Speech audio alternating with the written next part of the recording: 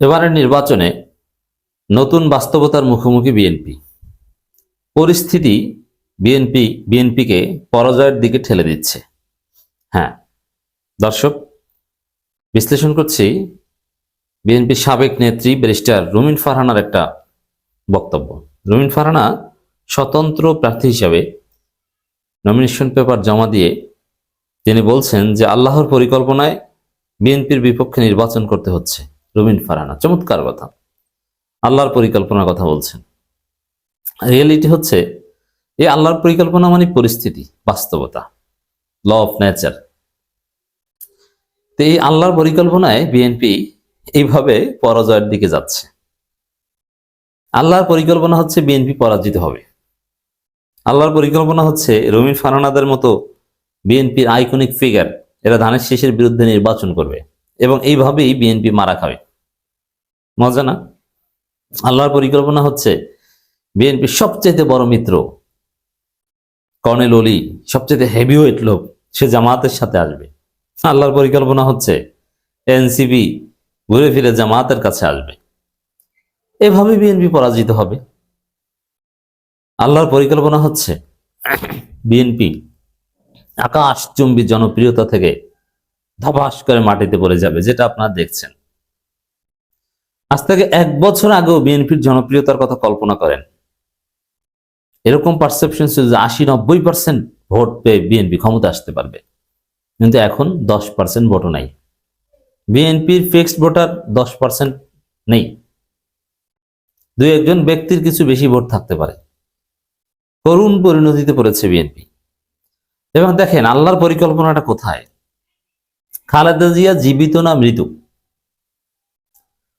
এটা আল্লাহ ভালো জানেন এবং ওখানে যারা ডাক্তার বা দায়িত্বে আছেন তারা ভালো জানেন। কিন্তু এদেশের সমস্ত মানুষ বিশ্বাস করে যে খালেদা জিয়া ইজ নমর, খালেদা জিয়া জীবিত নেই। বিএনপির লোকজন সবাই বিশ্বাস করে খালেদা জিয়া মারা গেছেন। তারেক রহমান আসলেন, জুবাইদুর রহমান আসলেন, কেউ একটা ছবি তুলতে পারলেন না।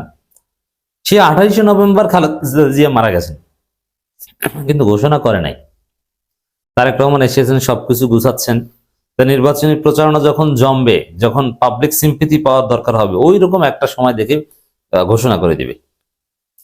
তাহলে বুঝেন, ওই যে এয়ার অ্যাম্বুলেন্স আসে নাই, আসার কথা, ডাক্তার জাহিদ কান্না করে দিছে, ওই সময় খালেদা জিয়া মারা গেছে। এটা হচ্ছে মানুষের বিশ্বাস। হয়তোবা বাস্তবে খালেদা জিয়া এখনো জীবিত থাকলেও থাকতে পারে, আল্লাহর মিরাক্কেল আছে। যুক্তরাষ্ট্রের এক ডাক্তারের সাথে আমি কথা বলেছি, তিনি যেটা বলেছেন, বাংলাদেশি ডাক্তার, ওখানের অত্যন্ত বড় একটা পদে আছেন, প্রফেসর মানুষ, সিনিয়র ডাক্তার। তিনি বলছেন মেডিকেল সায়েন্সের কোনো হিসাব নিকেশে খালেদা জিয়া জীবিত নাই। আমি বললাম যে তাহলে আপনি বলেন যে তিনি জীবিত না মৃত। বলছে এটা আল্লাহর মিরাক্কেল বলতে কিছু একটা আছে, প্র্যাকটিসিং মুসলিম, কিন্তু মেডিকেল সায়েন্সের কোনো থিওরিতে খালেদা জিয়া জীবিত থাকার কথা না। কিন্তু আল্লাহর মিরাক্কেল থাকতে পারে। এখন যদি থেকে থাকে, তারপর মানুষ মনে করছে যে এখানে বিএনপি ধান্দাবাজি করছে, খালেদা জিয়া আসলে নাই। তাহলে আপনি চিন্তা করেন যে এই পরিস্থিতিতে বিএনপি কোন পরিস্থিতিতে পড়েছে। যে আল্লাহর পরিকল্পনা হচ্ছে এটা, যে খালেদা জিয়া জীবিত থাকুক আর মৃত থাকুক, জনগণ মনে করবে যে খালেদা জিয়ার লাশ নিয়ে, মৃত খালেদা জিয়াকে নিয়ে বিএনপি রাজনীতি করছে, এই বিএনপিকে ভোট দেওয়া যাবে না, এরা অমানুষ, এরা ক্ষমতার জন্য সর্বনিম্ন স্তরে পৌঁছাতে পারে। এটা একটা আল্লাহর পরিকল্পনা, যে আল্লাহর পরিকল্পনায় বিএনপি এভাবে পরাজয়ের দিকে যাচ্ছে। আল্লাহর পরিকল্পনায় বিএনপি 2 গ্রুপে কামড়াকামড়ি করছে। আল্লাহর পরিকল্পনায় তারেক রহমান দেশে আসায় উল্টো অ্যাকশন হয়েছে, কোনো লাভ হয়নি, তেমন কোনো ফলাফল নেই।